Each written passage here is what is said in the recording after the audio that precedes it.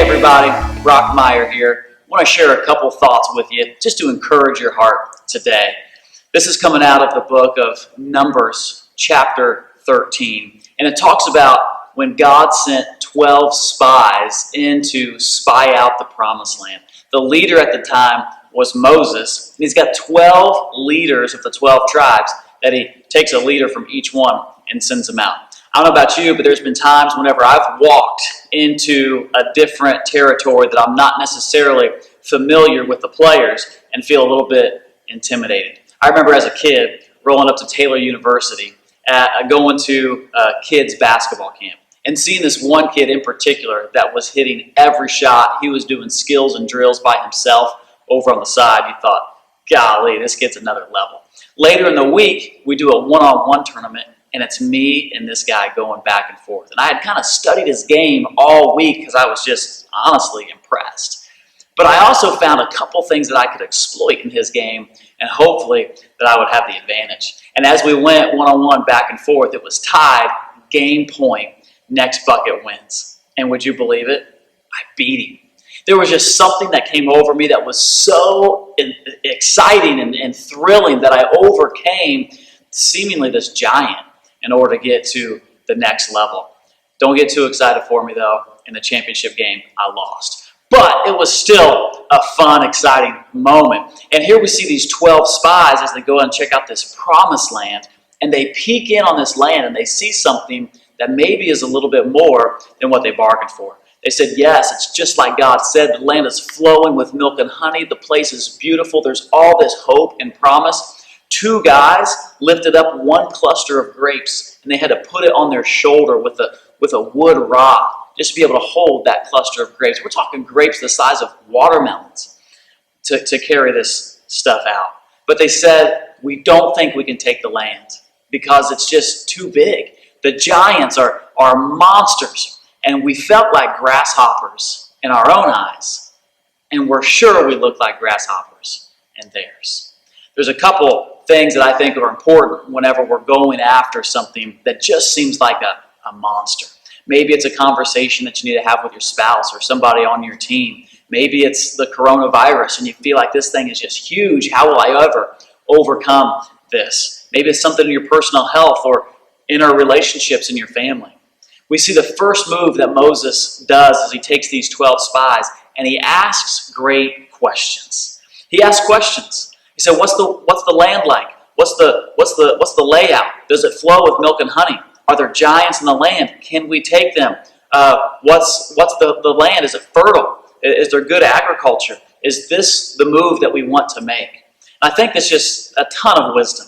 Whenever you're heading into a situation that seems a little bit over your head, but you know you're called to it, is do research, educate yourself, ask great questions, and that's how Moses went about this. Then we see that the 12 spies, they come back and they give their report.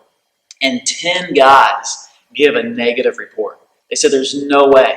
We can't do it. We don't want to do it. The second point is after you ask great questions, here's another point we see from this. The more you speak a thing, the more you strengthen a thing.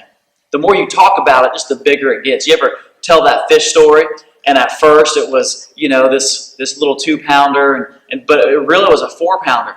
Gosh, now that I think of it, it was an 8-pounder, and all you caught was a sunfish. But by the time that the story is over, you caught an 8-pound largemouth bass, and it was just monstrous.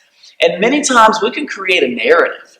We can make the story so much bigger. And so we just got to focus on what we know to be true.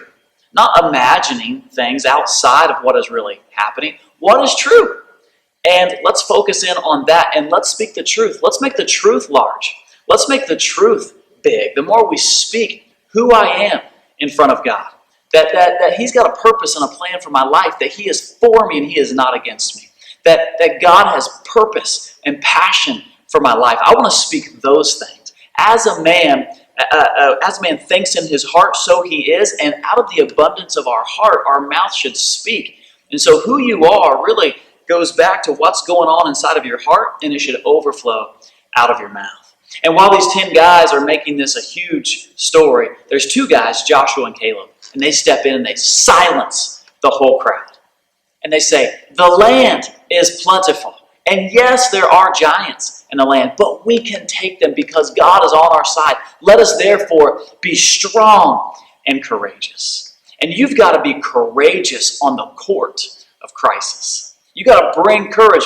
Don't ever allow your courage to be late to the game. And so we've got to tell a story that is full of courage and passion, I believe, especially as leaders. We have to be great storytellers of the hope and the promise and the anchor within our soul, knowing that God is with us. He's the lion that's padding by our sides. You know, being around negative people all the time just drains you. You remember Eeyore? Just always just a drain, always so sad. Woe is me. Nobody ever talks to me. Nobody invited me. When there's a different story, and it's the story of like Narnia, like Aslan. This lion story where Aslan's walking through, and there's a few characters that are walking. Lucy is one, Peter, Edmund, Susan. And as the kids are standing around, there's always this presence that's kind of moving around in the forest. And at one point, Lucy, they hear about who this king lion is named Aslan. And she asks this, she says, is Aslan safe? And they say, no, he's not, but he's good. And I can't help but believe that that's our God. It's not always safe following the call of God. Maybe he's calling you to the mission field. Maybe he's calling you to sell all and to give it all away. Maybe he's calling you to start this business and it's blowing your mind. You're like, this isn't the safe move. This isn't safe. And I'll tell you, you are much safer in the middle of Baghdad if you're in the center of God's plan than you are in the safety and comfort of America living outside of his plan. We're safe. And God has called you to this promised land, much like he did Joshua and Caleb. And he said, man, God is for us, not against us. Let us go forth. It's not always safe, but we know that God is good. And I just want to encourage us with this. As we're walking away from this, we've got to make sure also, and this is another point, is make sure we have the right people in the storyline with us. You know, Moses and all the people chose to believe the other 10 spies. And if I would ask you, who were those 10 spies? What were their names? Nobody knows. And those 10 spies didn't get into the promised land.